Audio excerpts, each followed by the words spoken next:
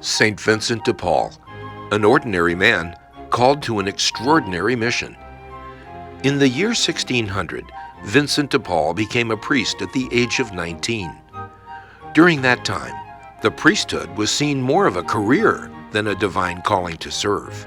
Vincent was doing quite well in his career, becoming a chaplain in the royal court of France, and later chaplain to a very powerful and prestigious family. Then someone falsely accused Vincent of a theft. Judgments were immediately formed, and Vincent saw his reputation, his power, his influence, everything he valued, begin to slip away. This began a 4-year dark period when Vincent questioned his faith. In 1617, after hearing the confession of a dying man, Vincent was touched and became aware of his mission to serve the poor. Soon after, he established the first confraternity of charity to serve the poor in their homes.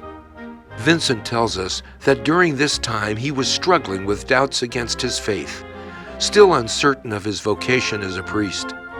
He prayed to God, pledging to dedicate his life to the poor if God would take away his doubt.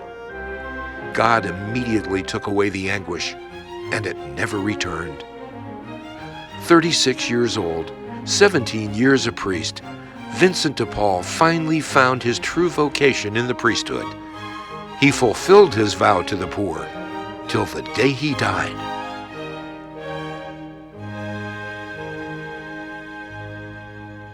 Frederick Ozanam, same mission, and a call to marriage. Frederick Ozanam was born into a devout Catholic family. His mother and father, by their actions and prayers, taught him a deep love of God and the poor.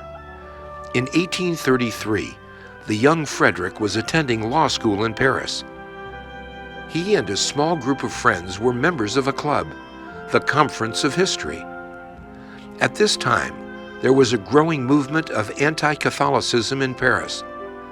At one of their meetings, a challenge was issued to the members to show their faith by alleviating the suffering of the poor and promoting social justice in the church and society.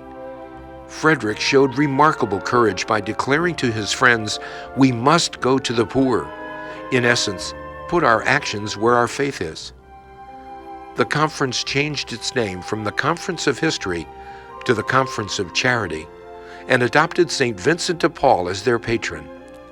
This is how Frederick, 5 fellow students, and their mentor Emmanuel Bailey established the roots of the Society of St. Vincent de Paul. Frederick considered the priesthood for several years. He decided that God wanted him to serve as a layman. At age 28, Frederick met Alamy Soulacroix. They were married in 1841, and 4 years later had a daughter, Marie. Frederick found his true vocation in the sacrament of marriage. Frederick was granted the grace of balancing the commitments to marriage and family, together with the call to serve the poor through the Society of St. Vincent de Paul, a grace he was faithful to all his life.